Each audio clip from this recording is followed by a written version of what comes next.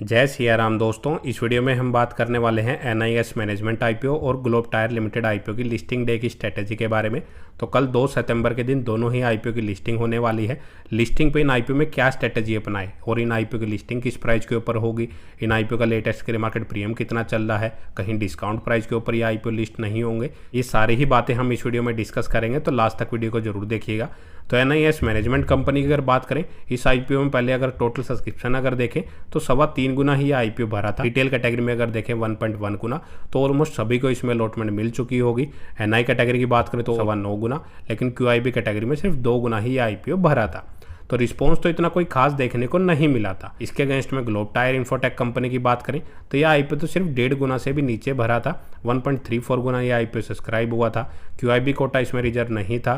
Retail category की बात करें 2 गुना, एनआई कैटेगरी में अगर देखें 0.63 गुना यह आईपीओ सब्सक्राइब हुआ था। तो दोनों ही आईपीओ को अगर देखें इतना कोई खास रिस्पॉन्स देखने को नहीं मिला था।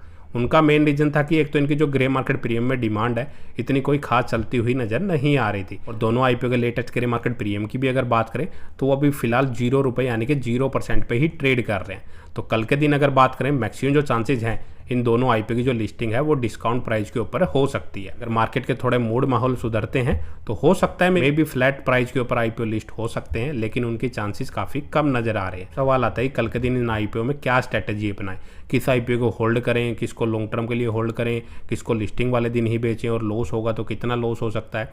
तो लॉस की अगर बात करें, पास्ट के भी कुछ आईपीओ अगर देखें जिनमें इतना कोई खास सब्सक्रिप्शन नहीं हुआ है, प्लस उन कंपनियों के फाइनेंशियल भी अगर आप देखेंगे ठीक ठाक थे, इतने खराब भी नहीं थे, लेकिन उन आईपीओ की जो लिस्टिंग अगर आप देखने जाएंगे 20% के डिस्काउंट के आसपास हुई थी। तो मतलब सीधा 50,000 रुपये का लॉस ही लिस्टिंग वाले दिन। तो जिनके पास बहुत पैसा होगा उन्होंने तो उन आईपीओ को बेच दिया होगा, लेकिन मोस्टली जो है उन आईपीओ को होल्ड करके अभी भी बैठे हुए होंगे और उनका जो लॉस है लगातार बढ़ता ही जा रहा होगा। तो ऐसे एसएमई आईपीओ में ये रिस्क काफ़ी बड़ा रहता है। तो इन्वेस्टमेंट करने से पहले डिटेल में कंपनी को स्टडी जरूर कर ले और अपना रिस्क एनालिसिस करके जरूर चले। दोनों कंपनियों के बिजनेस की अगर बात करें, एनआईएस मैनेजमेंट कंपनी अगर हम देखें तो सिक्योरिटी एंड फैसिलिटी मैनेजमेंट की सर्विसेज ये कंपनी प्रोवाइड करवाती है। बिजनेस भी अगर आप देखें, कंपनी लगभग 40 सालों के आसपास का कंपनी को एक्सपीरियंस है। Security service, integrated facility management and house keeping की सर्विस अपनी प्रोवाइड करवाती है। फाइनेंशियल अगर आप देखेंगे ठीक ठाक है, खराब भी नहीं है। 350 करोड़ से इनकम बढ़ के 400 करोड़ की हुई है। प्रॉफिटेबिलिटी यहाँ जरूर एक ही रेंज में घूम रही है, लेकिन कंपनी प्रॉफिटेबल कंपनी है। रिजर्व भी देखेंगे 138 करोड़ के और सिर्फ 83 करोड़ के आसपास की डेप्ट है। तो फाइनेंशियल भी इतने खराब भी नहीं है, कंपनी ठीक ठाक है। इसके अगेंस्ट में ग्लोब टायर कंपनी की अगर हम बात करें तो ये कंपनी अगर देखें आईटी सेक्टर से रिलेटेड अपनी सर्विसेज प्रोवाइड करवाती है। 12-13 सालों का कंपनी का एक्सपीरियंस है। मेन अगर देखें आईटी से रिलेटेड एप्लीकेशन, स्पोर्ट्स से रिलेटेड जो भी एप्लीकेशन डेवलपमेंट से रिलेटेड रिक्वायरमेंट होती है वो ये कंपनी प्रोवाइड करवाती है।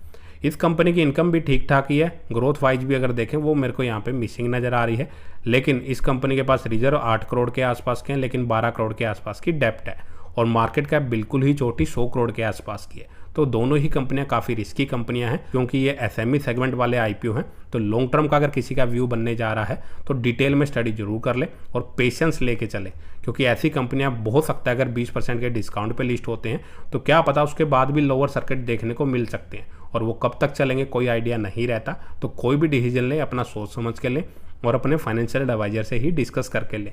तो इस वीडियो में इतना ही। अगर आपको वीडियो अच्छी लगे तो वीडियो को लाइक और चैनल को सब्सक्राइब करना ना भूलें। जय सिया राम।